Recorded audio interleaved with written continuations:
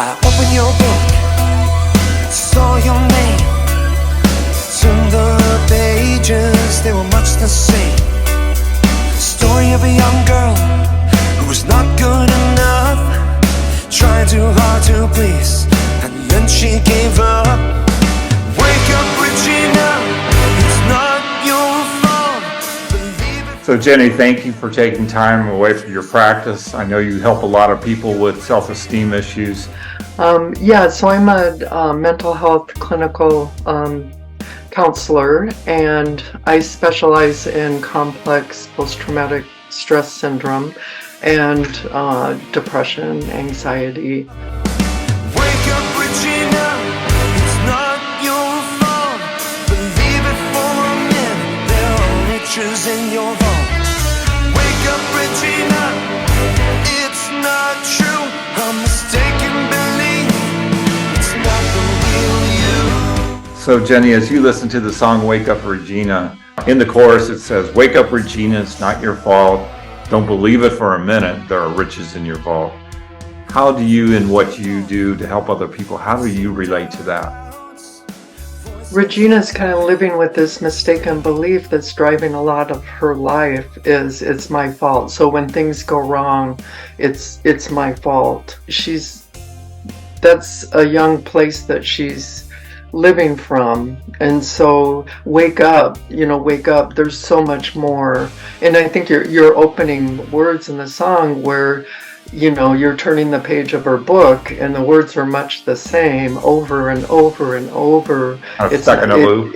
It's stuck in a loop, a feedback loop. And this happens with trauma. It gets stuck in there, and then it goes to the thinking mind, and then it goes back and forth. So wake up. Waking up to you're so much more than your thoughts. You're so much more than your feelings. How do you help people move from that echo chamber of false identities to the real you? Because that's the hook of the song. It's not the real you. Helping them, mindfulness practices where you kind of zoom out and realize that where this is coming from. If you think of those LP records, our brains are done in grooves, and if you repeat it enough, there'll be a groove. So the needle on the LP record just keeps going to this groove. And so, we want to form new grooves, a new record of what your life can be like. So it's when it goes in that groove, kind of stop it, lifting up the needle, selecting a new record and put it on. First of all, you really dated yourself talking about vinyl and albums. I know. And me probably too. But hey, vinyl's making a comeback. Maybe our younger audience will appreciate that analogy. So if our thoughts are like grooves in an album or a record, how do you move from the rut, if you will, out of that? Yeah, another technique people can use is what would you say to your best friend? So if your best friend was thinking it was all their fault and they went through the exact same thing, or your kids, what would you say to them? And that self-compassion that you would have for them, bring it back on yourself. I love that. So it's kind of like cut yourself some slack, show some empathy. Of course you reacted like that when you were in that situation. Who wouldn't? It's almost like exactly. Put yourself in this company of others who would act the same way, instead of isolating ourselves to think, what's wrong with you?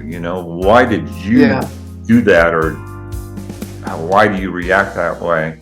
I hope you know it's just fiction, not the real you, not the real you. I hope you know it's just fiction, not the real you. Like, what's the hope? What's the good news? What's waiting still for lives that feel trapped in this woe is me kind of attitude? The journey of self-compassion.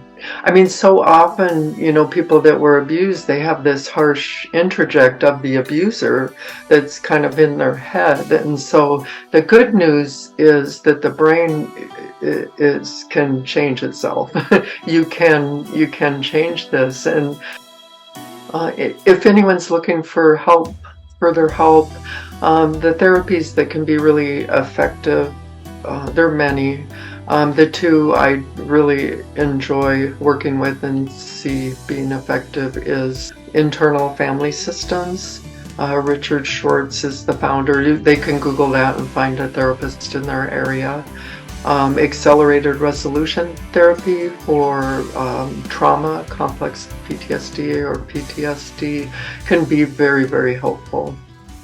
Jenny, thank you. You're such a great person and a great friend. And thank you for listening to Wake Up Regina and kind of giving a little more depth to the song, probably more than I ever intended. But you gave it some a reality check, if you will, to how we navigate through our journeys in life to wholeness and accepting ourselves, accepting other people, and living the life that we can live, an abundant life, if you will.